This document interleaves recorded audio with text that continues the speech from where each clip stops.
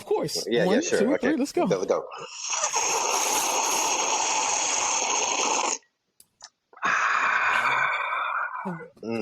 Welcome back to another episode of They Gon' Feel Me, where you get authentic conversation from authentic men as well as authentic drinks. Today you got your boy in the building, Broncos country. Let's ride. You also got my boy Al C in the building, my boy Rob in the building, and my boy Reeves in the building. And this is episode, what y'all said, 50?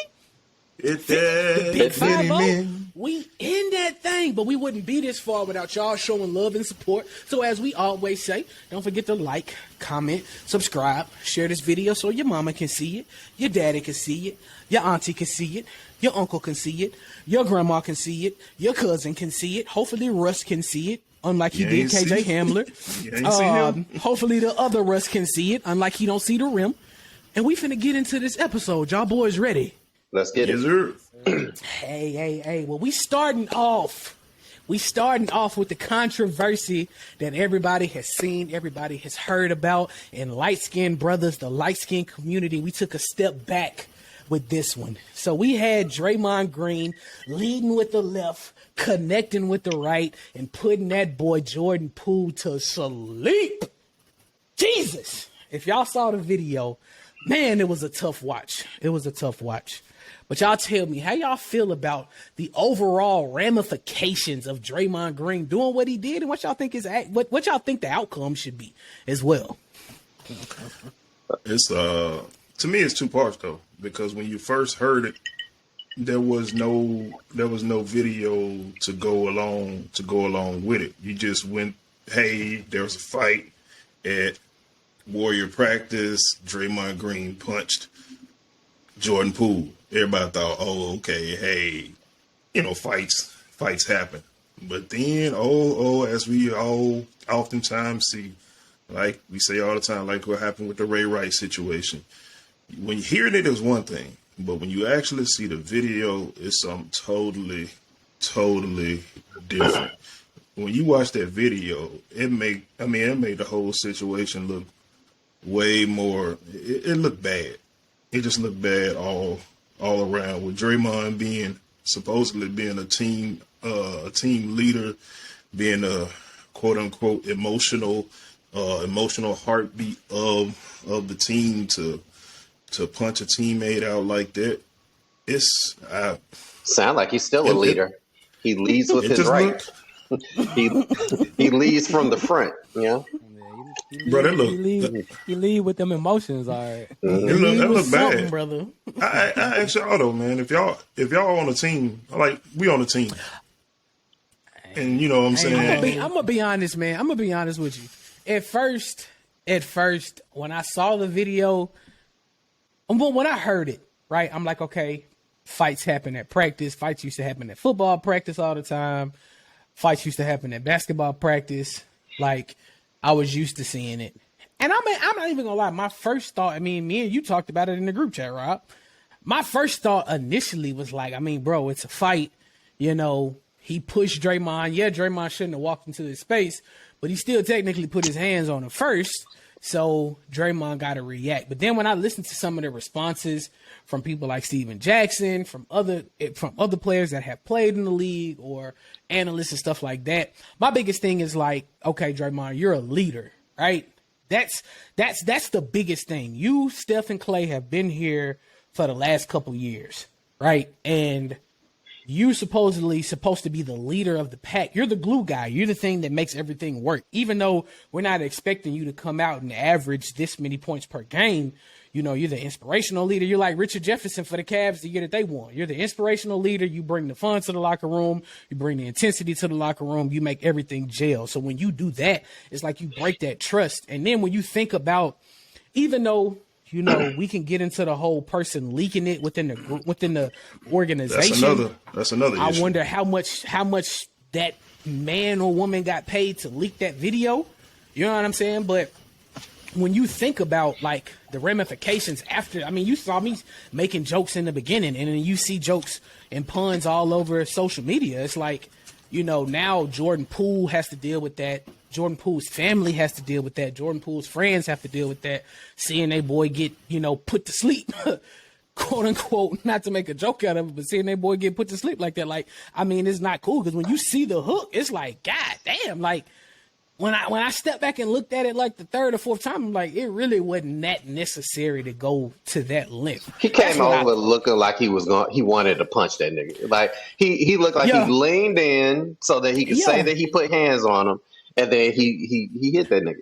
Yeah, like that, like you know what I'm saying? You trying to tell your mama, like, look, I know I've been starting fights at school. You started this time. I know you told me that I gotta retaliate, and I started. I retaliated this time, mama. I promise you, I retaliated. But then when the video come out, you like, son, you technically instigated it and you started it, so I'm still gonna whoop your ass. So that's what it. Yeah, you that's said what it looked like. You said one key word, and that's trust. And for me personally, like after seeing that video, I don't know if I could trust Draymond Green again as a teammate personally. For one, because I'm gonna be trying to get my damn lick back every practice. Like after that, nah, it's you're not finna hit me like that. And you ain't gonna sneak that boy when he ain't looking at this. Cool. We finna dap me up like that. Dap me up after that, and we just finna be bros. Nah, because for one, if that's your brother, you don't swing on your brother like that. Like we all been in fights.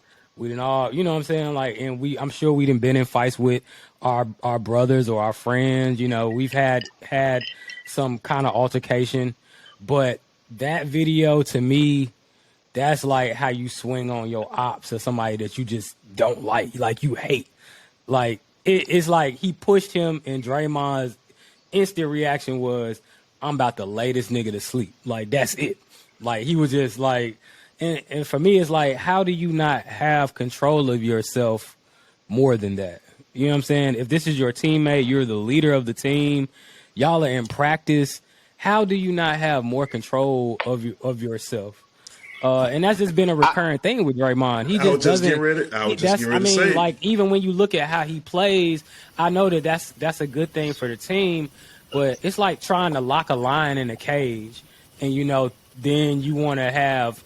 Like say you put like a kid around the line or something like that, you know what I'm saying? And to think that just because the lion is in the cage, he's not gonna act on his natural impulses, you know what I'm saying? So to me, Draymond is just he's a loose cannon, he's a lion in the cage almost. And this is just one of those events where it showcases that he can't handle his emotions at the end of the day. I thought you were getting ready to go there. But I'm gonna go in another direction. I thought you were getting ready to go there, but we've seen this before. We've seen this before with Draymond with like his emotions. If we remember that whole Kevin Durant situation. You know what he called it? He called him out of his name, and as much as Kevin Durant wants to deny it, we know that was one of the main reasons why he ended up leaving Golden State. Well, he ain't denied. He said that in an interview that was the reason. But I'm talking about when before that happened, when everybody was asking him, he'll get a PC answer, like, no, it ain't had nothing to do with it, blah blah blah. But we know the truth. But the thing about it though is the second part to your question, like going forward, what do you think is going to happen?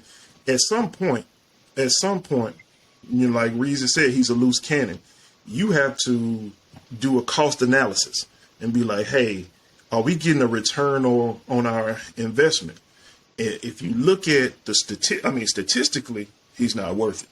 If you look at the intangibles, you have to ask yourself, hey, does what he bring to this team outweigh the baggage and you know what I'm saying, the negativity and the volatile emotions, because him being there could be a detriment to Jordan Poole. Because Jordan Poole, now Steph ain't getting no younger. Steph is 34 years old, and Jordan Poole might be the next point guard. So if you got the next point guard waiting there, and it's either him or me, they got to make a decision. To me, it's a no-brainer. I'm getting Draymond the hell up out of there. In fact, I was saying, last year, I'll be trying to figure out a way to get him up out of there, even if I had to go get somebody like Ben Simmons.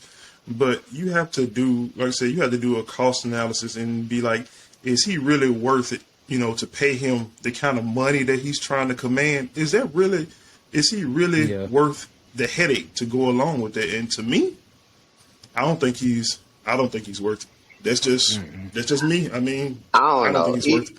I mean, allegedly, didn't even Michael Jordan slap like a dot Steve Kerr eye? I mean, if we're gonna get into the conversation of leaders on the team, beating up like a teammate, I mean, ain't nobody ever going. I mean, it's not the same because he's my MJ. But it's not even that. It's like, dog, the way he swung, like watching that video, the way he swung on that man, like that. I don't know. To me, it just looked totally egregious. Like, I push you, and I get it. Everybody don't fight the same. You know what I'm saying? Like, some people, if you touch them, they coming out swinging. But again, to me, it's like you got to be aware of your surroundings, and you have to have emotional intelligence when it comes to those situations and know, like, hey, this is team practice. I'm the leader of the team. Maybe I shouldn't swing off on my teammate, because it's gonna, like, he doesn't have any awareness at all when it comes to controlling his emotions. And eventually, like, this incident is probably the worst incident, but what's gonna happen next? What happens next if you just let him skirt this and like get away with this and nothing happens? What's gonna happen next when he loses his cool? And to be honest, we don't know what's happened in the past. We don't know. We don't know of any other, incidences. And at least with we just know about this because it got recorded and released. At least with MJ, we didn't see it. Because in '93, nobody had cell phone cameras. But still, that's a big thing too, though. It's like now everybody else sees it. So now Jordan Poole not only has to be embarrassed in team practice around his teammates, but now the world has seen it. So you don't think that that's going to hurt him in the long run as well? Like, no matter, we in the era with cell phones. Oh, well, goddamn it. Mm-hmm. You chose to punch the nigga in the era with cell phones. So guess what? These are the repercussions. So deal with it. And the other part about that, we always talk about mental health. You know what I'm saying? You think, okay, you suffering a traumatic situation like that, somebody swinging off on you that you trusted. And now you expect me to go back and work with this? You expect me to go back and work with this guy? That's tension. No way, I'm talking about that's tension. It's like you may be able to be cordial with somebody after that, but I just don't know if I can ever be the same around that person, like trust wise. I can't trust nobody that's a hostile work environment. That they immediate response to me, getting in a little altercation with them, like we arguing and we supposed to be brothers, and your first inclination is to swing on me. That's just crazy. Yeah. Is there the possibility of sending him to another team? Might potentially, I don't know, like he might become your worst nightmare on somebody else's team. Ain't nobody worried about Draymond. He's not that. Draymond ain't that type of player, bro. But this another before we leave this topic though. Does anybody else find this highly ironic though that for as much junk as Draymond Green talks, that Jordan Poole responded back to him, because word is, Jordan Poole was torching him in practice and scoring on him and, told him that he was a single, triple single, in regards to him not getting any stats or whatever. Somebody who is notorious talker as Draymond Green was irritated by a second year or third year player to the level that he wanted to swing off on him. Does anybody else find that just really ironic that you can dish it out, but it seems like you just can't emotionally you can't take it when people, I don't think, but that's his MO though. I mean, like even if you watch him play against other teams, like when things are going good and you know what I'm saying, they rolling and it's all fine. And he, you know what I'm saying? But once the heat is on and they losing, then you start to see him losing his cool a little bit. He started getting those little ticky-tack fouls. Then he want to kick people in the nuts and shit. You know what I'm saying? Like, because he losing. So, like I said, this is what it has become. It is like a snowball effect. All of those things that he's gotten away with in the past have snowballed into him knocking Jordan Poole ass out. So I'm gonna take it a different I'm gonna take it a different step. I look at it in the sense of it was always Steph first, Klay second, Draymond third, and then Draymond is falling off a cliff, quote unquote, or so to say. And then you got this young guy in Jordan Poole who's come in and has pretty much picked up the load. He can play with the starters, he can play off the bench, and he can be that second person to Steph, or he can lead the second charge. And I feel like Draymond is looking at it like, you know, when you look at the pictures, how you looked at it with with KD coming in, and you saw pictures of Draymond, Steph, and KD. Now you seeing pictures with Klay, Steph, and Jordan Poole, and you hearing about the third splash brother. I really feel like that's something that's touching him mentally and morally. It's like, bro, I've done all this for y'all, but y'all bringing this light-skinned motherfucker, and y'all saying that he the next coming. Like, what about me? What about what I've done, right? And I feel like a lot of those, especially with getting cooked and stuff in the practice, I heard that as well. With getting cooked in the practice, I felt like that boiled over, and then it led to what ended up transpiring, which shouldn't have. But see, I hear that, and that's an interesting. I mean, that's an interesting point. That's actually a great point. But I think it still lends itself to him being thin-skinned, because it's still you being insecure. You thinking like, hey, he coming to take my spot. This youngster coming, he didn't want a ring in his second year, and he brash and he arrogant and he doing all this and he cooking me to sleep in practice. You know what I'm saying? He about to get paid. It's also speculation too, though. Like, I mean, like we think it could be because of all those things, and could very well be true. But I don't know. Like, it's just him like going off that hard. You know what I'm saying? Just because of getting cooked in one practice. Like, I feel as if like there's a backstory that we don't know. And once again, the video just kind of like, it brings all the light. Like, I mean, it's speculation until like we find out the facts. Nah, knowing Draymond, I don't think he needed much more inspiration to hit Jordan Poole than that, bro. Like, I watched Draymond play basketball a whole lot of times. And he is always super emotional, and that's the thing about emotional people. That's true. When you're super emotional, you let your emotions trigger, fuel your response. You let your emotions he lets his emotions take over him, and sometimes you make mistakes, man. You know what I'm saying? Like, you can let your emotions like make you do things like that. You know what I'm saying? Or make you do things like kick people in the damn nuts. You know what I'm saying? Like, or injure people. So, I mean, he's just a hyper emotional person and player, and sometimes it can be a good thing, but when you can't control it, then it's a bad thing. And another thing, I know we need to move on, but I really think the biggest thing with Draymond is he hears the chatter. He hears, it's not about Jordan Poole. He hears people talking about him being a triple single. He hears like he can't make a three. He'd be wide open and people be leaving him wide open. He can't make a three for shit. You know what I'm saying? He hears the people talking, and he knows how garbage he's been playing over the last few years. And you got this young guy who's cooking you in practice, disrespecting you when you the OG.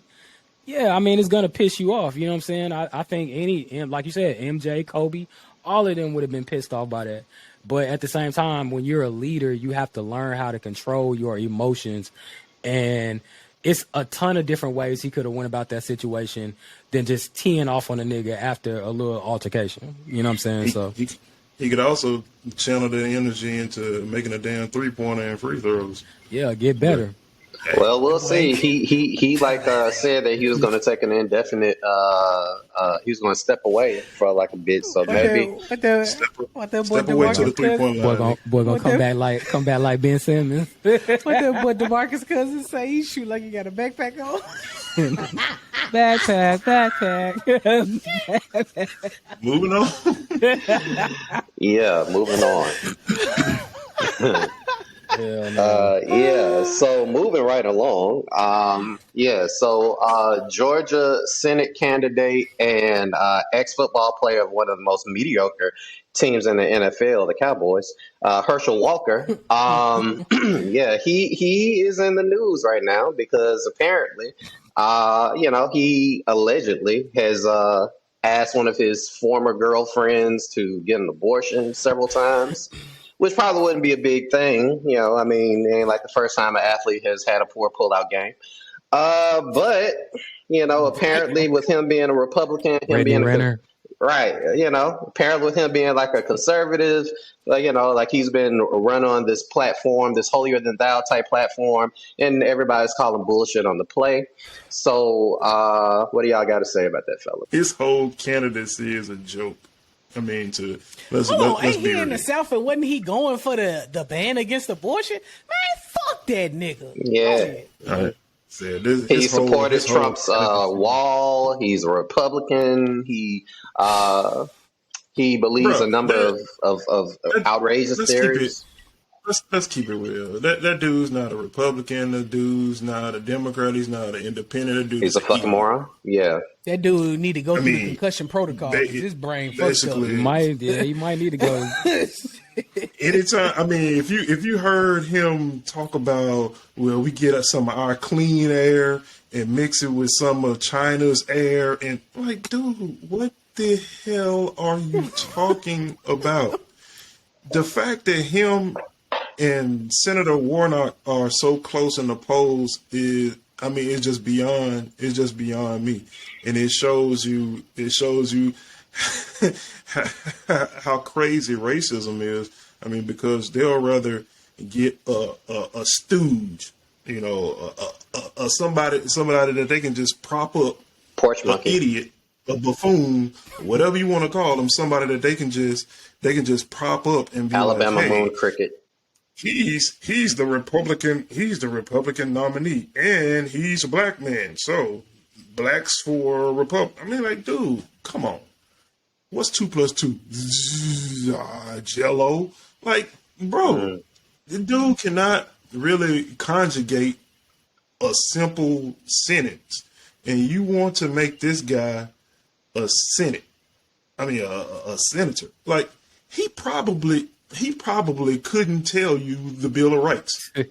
He probably, if you asked him who are our last 5 presidents, he probably couldn't tell you who the last 5 presidents were. He probably couldn't even tell you how a bill becomes a law. But you want him to be the senator of Georgia. And this past week, his son, you know, came out and was talking about, like, hey, how people have been lying and doing all this and disrespecting his mom and his family, and stories have come about how he's held a gun to his ex-wife's head and all this kind of crazy stuff, man. The fact that he's even made it this far is a joke. That's all. I mean, y'all talk about like him seeming like he got mental problems. I think he has been diagnosed for like DID, dissociative mental issue. Like because allegedly he did like hold a knife to one of his ex-wives' neck or some shit like that. Like, I mean, that don't excuse his behavior, but apparently he does not have everything together up there in his head. What gave it away? Wouldn't be surprised with a lot of the stuff that he says. I just find it funny, you know. And I mean, I expected stuff like this to come up. I expect more stuff to come up with a lot of more Republicans who, you know, voted for this whole bill to worry about women's bodies instead of worrying about their limp dicks that they can't get up without Viagra. But I really feel like it's trash that you would stand for one thing. It just shows how backwards people are, right? Like, you stand for one thing, but then when the ball is in your court, I don't want that hot potato. Get it off of me, right? It's just BS. And I mean, I've heard a lot of the stuff that he says, but I also hear a lot of the stuttering that he do. So again, like I said, that motherfucker need to go through concussion protocol. Go see the team doctor, because that nigga he done got knocked off his ride. Weren't they wearing fucking paper helmets back then when he played? I know that nigga had a lot of head. Clearly they were wearing paper condoms. That boy stupid as hell. I look at it like this. This reiterates a couple of things for me. This reiterates like one thing. I mean, you got the Herschel Walkers of the world, the Marjorie Taylor Greens. Like, what was that one senator that had some dumbass commercial that's a meme right now in Louisiana? Oh, fuck it. What, like, this shows that you don't have to be a scholar in order to be in politics. And I think a lot of us expect politicians to be the smartest people in the room, and you have a dude like this who clearly shows that isn't the case at all, whomsoever. Like, I mean, you hear him say like these ridiculous ass things, and it should be embarrassing. I don't know how the people on the sidelines ain't like secretly giggling when this nigga start talking about like, oh, we lost all our air. It floated over to China. Like, I don't know how in the fuck you listen to that and like you say, wow, that's the guy I want representing me, in Washington, D.C. I don't get that. But on a deeper level, as the black diaspora, it's kind of like, for me, I hate this motherfucker, and I don't like talking about black folk negatively, believe it or not, in public. But I hate this motherfucker mostly because like he has a line with like these Republicans. I don't want to say just white folk, but with these Republicans and these conservative views, and he just be out here like in essence just there. He's cool with being their boy. I don't like black folk who get in line with conservative voices only to be their boy, only to be their puppet, only to be the black face that shows like, oh, we're inclusive. It's like, meanwhile, you out here stepping and fetching, being a little Sambo, tapping dancing. Token black. Yeah, a token ass, dumb, big, stupid, I can run fast ass nigga, making us look bad. Like I don't like you being a representative for anything. If like you can't show that there is a level of a level of connection to your own people outside of the people who basically help you make money. Just simple as it. That's my take on it. Fuck this nigga. Fuck this old disappointment to like, hundreds and hundreds of years of progress that we've made it so that we can get into the Senate, only for this coon ass nigga this to do this dumb shit for the world to see. That's what I got to say. There's a reason. There's a reason he doesn't want to do a debate with Senator Raphael Warnock. I mean, because when he out campaigning and all that stuff, hey, anywhere, anytime, blah blah blah, I'll debate him. Oh, you said October the 5th? Oh no, I can't do it October the 5th. I think I got to go. I got some hope. I got some holes I gotta go fuck.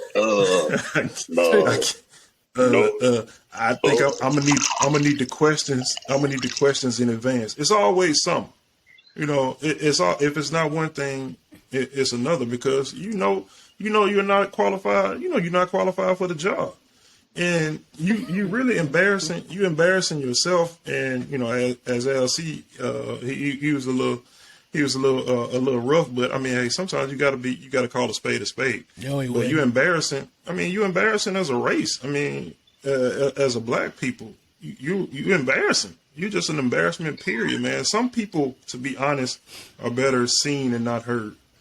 There's a saying that it's better to be thought a fool than open your mouth and remove all doubt. Sometimes, and whether it's right or not, there's a stigma about, athletes sometimes that, so-and-so is a dumb jock. I'm not saying that, not saying it always, but in his case, I'm just... Fuck you, monkey. I'm just saying. That's what I say. You monkey ass fool. Fuck you. Fuck you and Kanye West. Oh, you thought I forgot about you, huh, Kanye? Huh? White Lives Matter ass bitch.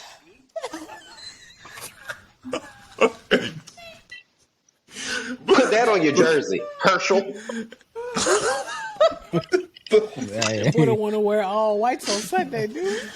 Oh, but Kanye West shirt that says "I'm dumb like Herschel." Like, I drool too sometimes.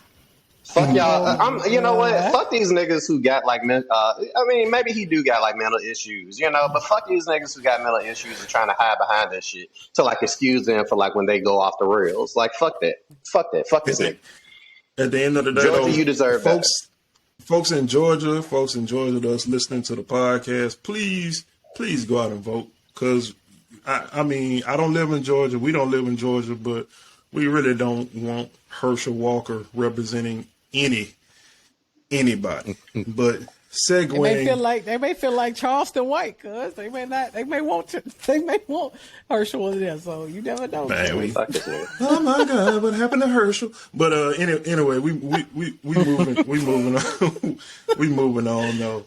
Speaking of greats, football greats, we had a interesting situation between former NFL player Eddie Robinson Jr. and Mr. One Coach Prime, Mr. Deion Sanders.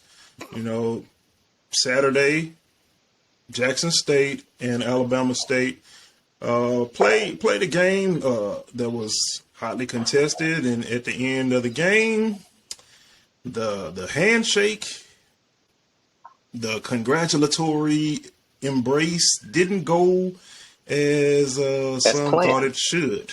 So what are you guys' thoughts on the after game, post game, non-celebratory? Pastor, you don't see the church finger, Pastor?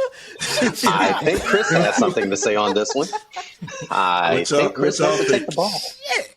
Motherfucker gotta go pee. You still preaching. Shut up. No, I'm just playing. But nah, for real though, man. This is the ultimate field nigga mad at the house nigga shit that's going on here, right? When you just break down everything that went on in this whole situation, and I don't know if anybody who's watching this show follows Prime, right? But if you go and look at it, of course, Prime played back in the day when it was uber competitive. Football is still uber competitive now. He did the same thing that he does with every game, walks around the entire field until he gets to, walks around the end zone into his field. You hear, Alabama State's players disrespecting Prime. What the fuck is this bitch ass nigga doing? All types of shit like that. Prime don't say a word. Prime go to his side, and I keep hearing all of this. Oh, well, the pregame stuff and the stuff that happened before the week. There are multiple things that you got to break down. Number one, you knew it was your homecoming.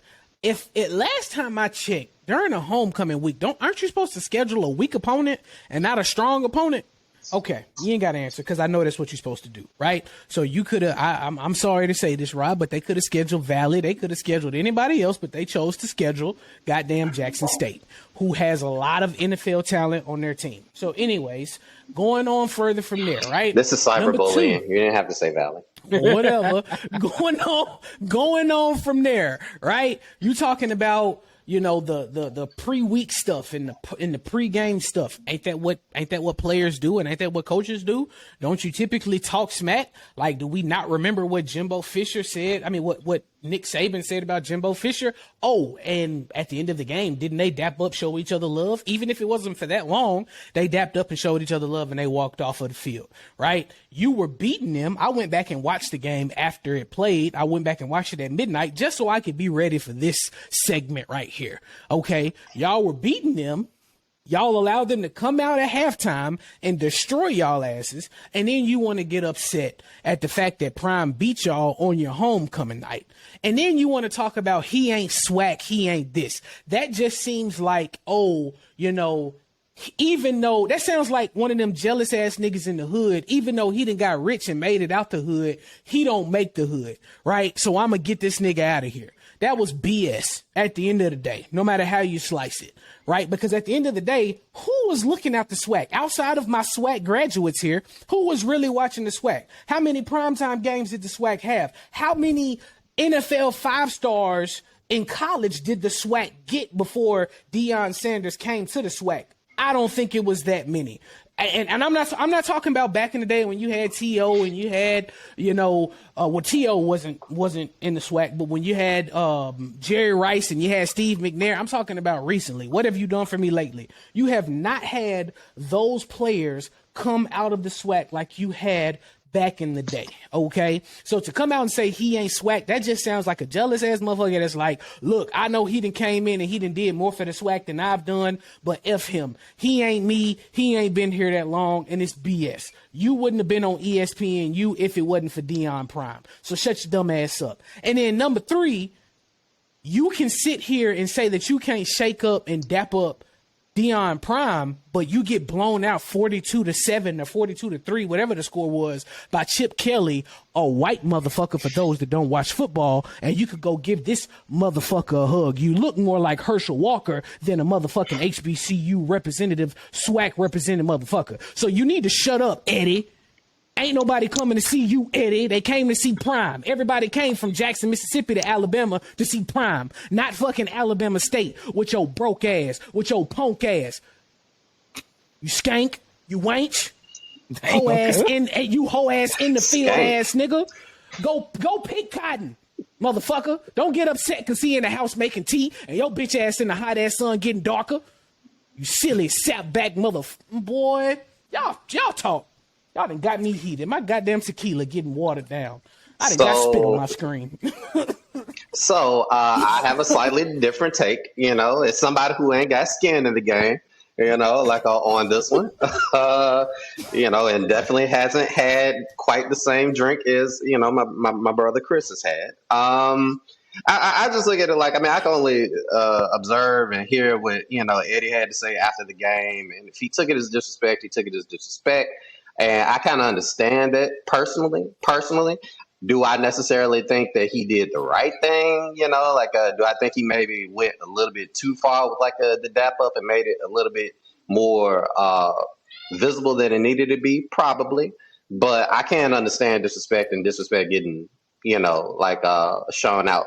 I wouldn't say, I can appreciate that he actually did have some roses to give the man, say some nice things about him in the situation. He made it seem as if it was primarily just about him feeling disrespected in the whole situation. So maybe that's all fluff, maybe that's all bullshit. Maybe he was just saying all that to try and make it seem like he ain't hating on him, because he's being successful in Jackson right now. But I don't know. I understand just being vengeful when you feel slighted. That's saying the nice things that he said is like Draymond Green saying, hey, Jordan Poole is a great 3-point shooter. He can dribble the ball, but I still had to knock that nigga out. That's what it's like saying. But go ahead. Somebody else say something. That's fair. That's fair. That's what fair. It's like saying, cuz. I'm not going to argue with you on that. I'm not. To me, I got mixed emotions on it. Because I'm just gonna keep it real. I hate Jackson State. That was before Deion Sanders, during Deion Sanders After get the hell Deion on. Sanders. I still hate Jackson State. In fact, if it ain't valid, I don't give a damn what school it is. I don't like it. I'm just keeping it real. But my thing is this: I really think it's much ado about nothing, because there's no written rule in any sports lexicon that coaches have to like each other. If we go back to Florida, when Steve Spurrier was in Florida and they were running up the score on folks, with the fun and gun offense, people were mad that he was running up the score on folks. If we look at Miami in the U, they were brash. They were dancing on the sidelines. They were doing all this kind of stuff, and people were hot. People were hot at them. And watching the video, you clearly see that he shakes his hand. He shakes the man's hand. When we talk about sportsmanship, okay, that's sportsmanship. He shook the man's hand. He didn't pull an Isaiah Thomas, in the Pistons like they did Chicago Bulls. Just walked out on, and didn't shake anybody's hand. He shook the man's hand. Deion went in for the bro hug. He put his hand up bam on his chest. No, I'm not finna bro hug you. There's no There's no law that says he has to let that man bro. He has to let that man bro hug you. And then in the post game press conference, I had no issue with anything he said other than when he said he ain't SWAC. I'm SWAC. That's the only part I didn't like. Now, all the other stuff I'm cool with.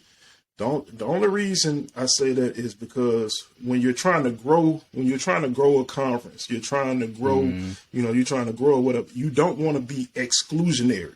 You don't want to be like you don't want to be standoffish. Like, hey, I'm SWAC, he ain't SWAC. But if you look at other coaches in the conference, you have other non-SWAC coaches that are actually in the conference coaching, coaching and doing quite well. If we take a look down, down the list of coaches, looking at Alabama A&M, excuse me, and looking at FAMU, looking at Bethune-Cookman, we're looking at a couple of other coaches in the SWAC. They aren't SWAC graduates. That was the only issue that I had when he said that. But other than that, I mean, hey, who am I to tell Eddie Robinson how to feel? That man has been talking. He's been talking about Alabama State putting them on for homecoming all week. Call it the money game. He's been talking and talking. And hey, that's Prime. That's what he do. He talk whatever. But everybody don't like that.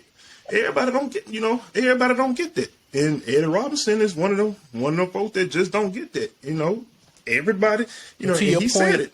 I respect the man, but I ain't finna bow down. I ain't finna bow down to him, so I don't see no problem with it. In fact, agree. Rivalry is good. Yeah, a rivalry is good. I don't expect him to bow down to him, but it's 2 points to it. Number one, like you said, I agree with everything that you said.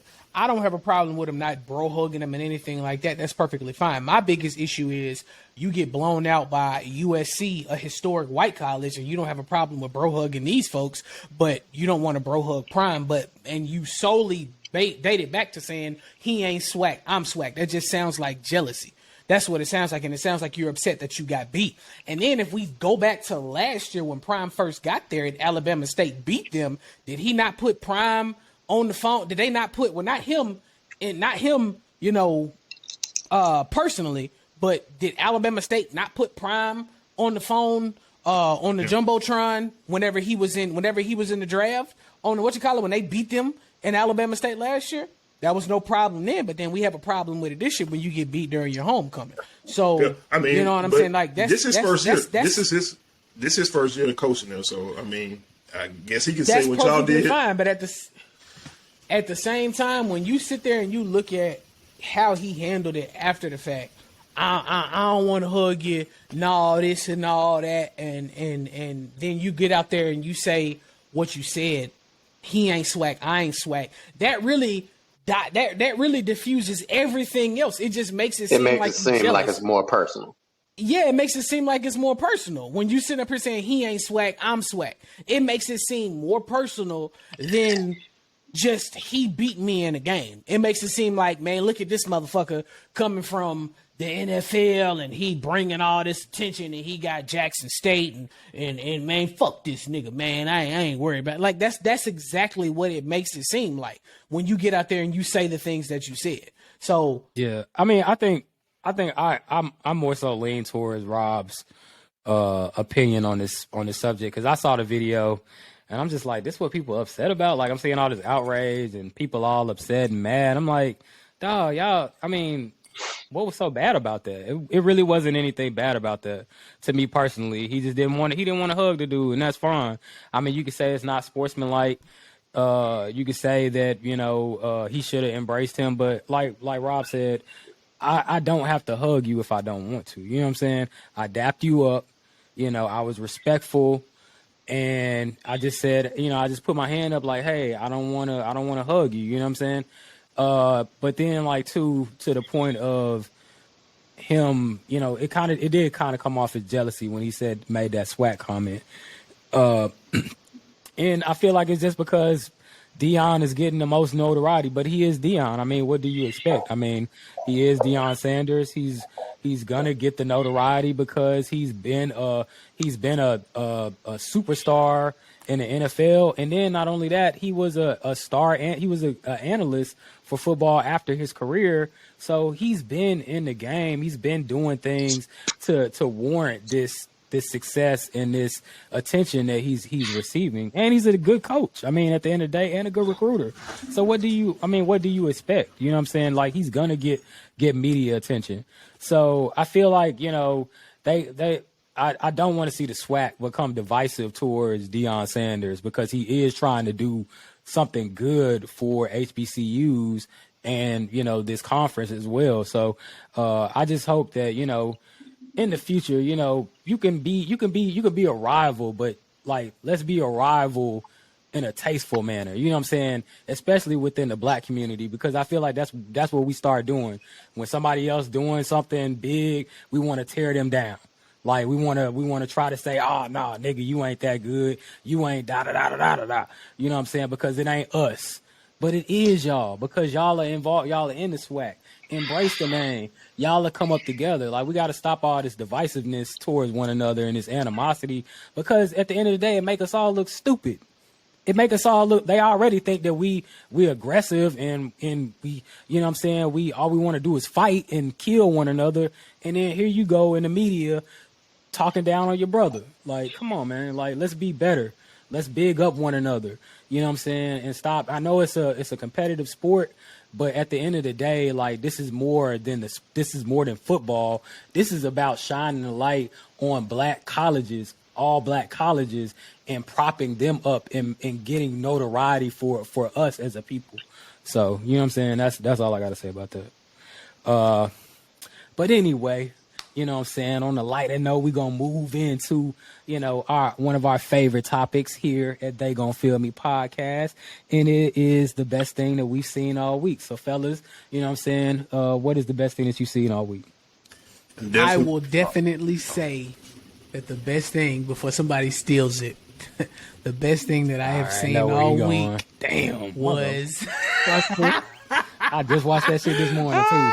The Redeem Team. If y'all have not seen it on Netflix, I knew y'all was gonna say it. That's why I had to get my shit out first, motherfucker. Anyway, if y'all have not seen it, go watch the Redeem Team documentary. It is amazing.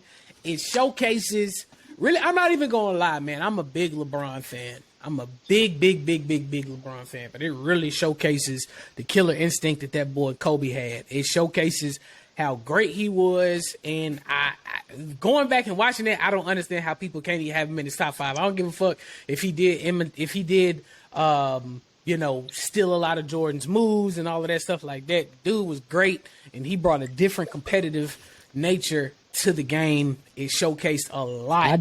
I like it showing LeBron and Kobe's relationship. You know what I'm saying? Yeah. I ain't even gonna lie, bro. When I saw it, I was like, bro, damn, I wish he would have went to the Lakers instead of going to the fucking Heat. Because I think it showed how they could play, how two alphas can really. I mean, even though you saw it with Dwayne Wade and LeBron when he went, it really showed how two alphas can play together, bro. Like that's really what it showed. Yeah, but I was gonna say even more so. You know, we always had this Kobe versus LeBron conversation, you know, and they want to see LeBron. People always wanted to see LeBron play Kobe in the finals. You know what I'm saying? That was one of the biggest things that they wanted to see.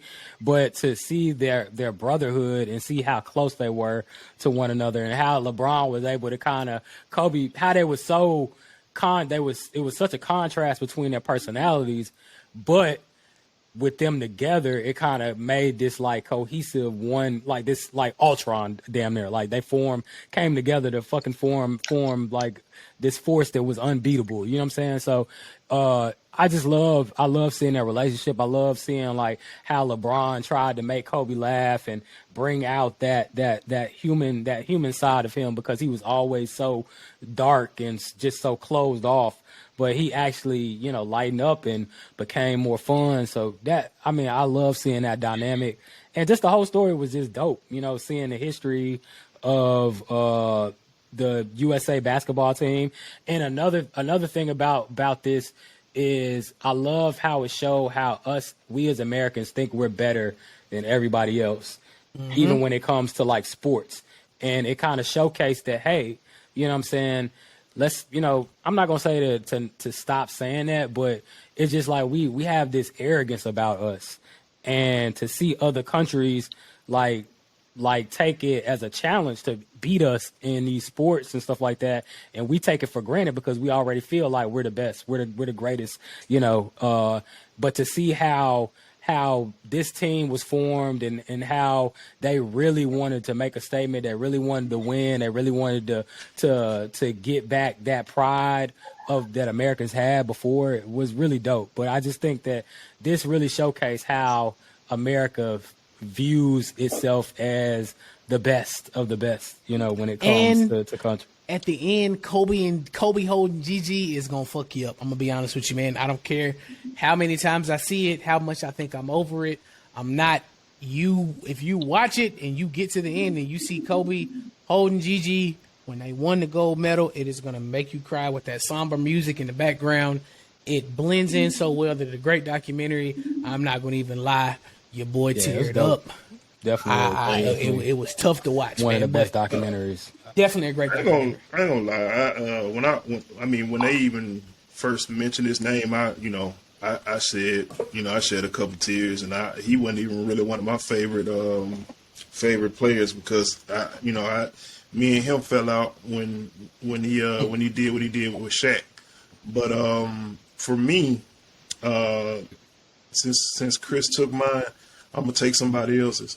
This newest episode of Raising Kanan, boy, when I tell you,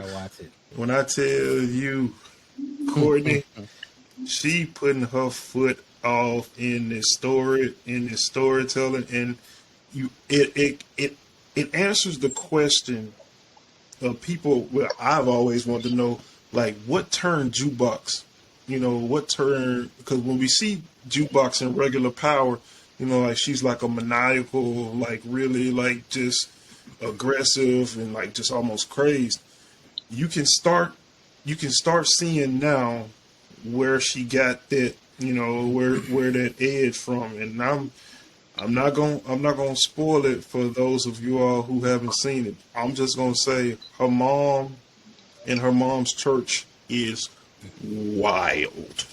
That's all I've seen somebody talking about it. That's all I'm gonna say. I ain't even lie. I figured that. I haven't seen it yet, but I figured that's what was gonna. When I saw her finding her mom and all that, I was like, I bet you this is gonna be what turns Jukebox into the Jukebox that we knew from the first from the original Power. So I'm glad to hear you say that. And seeing the evolution of Kanan and his mom like starting to sour is interesting. Is very interesting too. So she's doing a great job.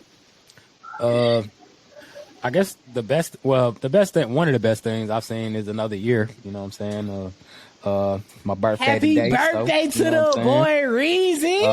Got a chance to celebrate with my wife. My wife been treating me good all week. Started off Friday, going to lunch, and this whole weekend been cool. And then we're supposed to go to Chicago in a couple of weeks, so that's gonna be dope.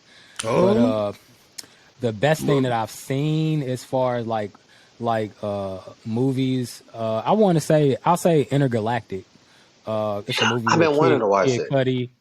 Kid Cudi. I think her name is Jessica Williams. I don't want to butcher her name. It's got Ty Dolla $ign and Macaulay Culkin's in it. So it's a animated movie, and it's really, really, really dope. Really good story.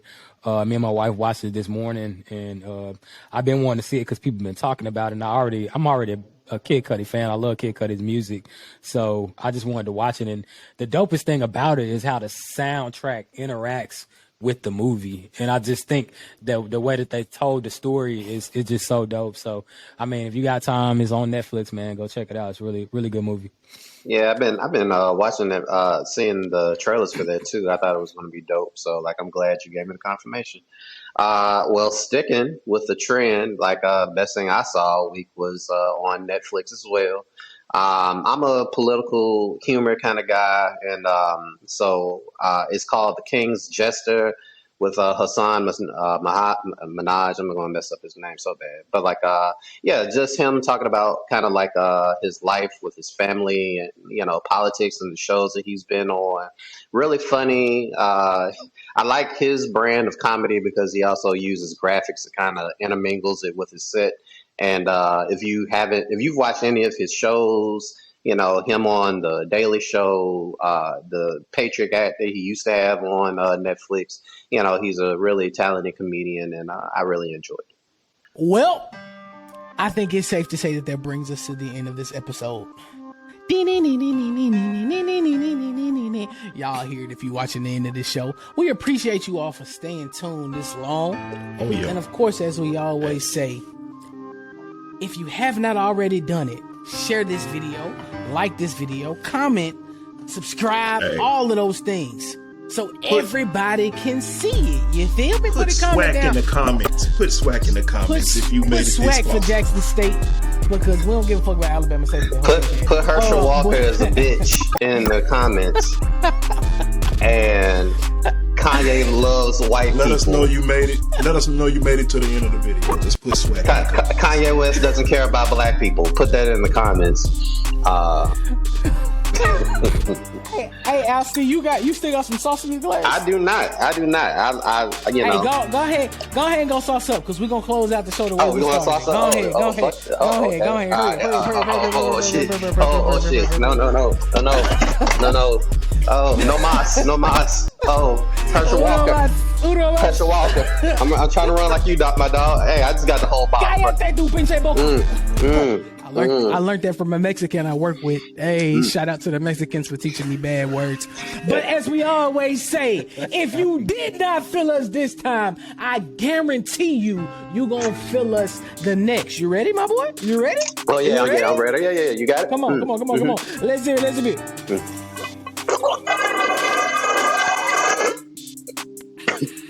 Now get the fuck off my motherfucking screen! Yes, he about to die, man. That nigga finna die. Somebody call the ambulance because he about to go to sleep. Hey, it's your boy Rob from the TheyGonFeelMePodcast. And if you want more authentic conversations from authentic men, check out this video.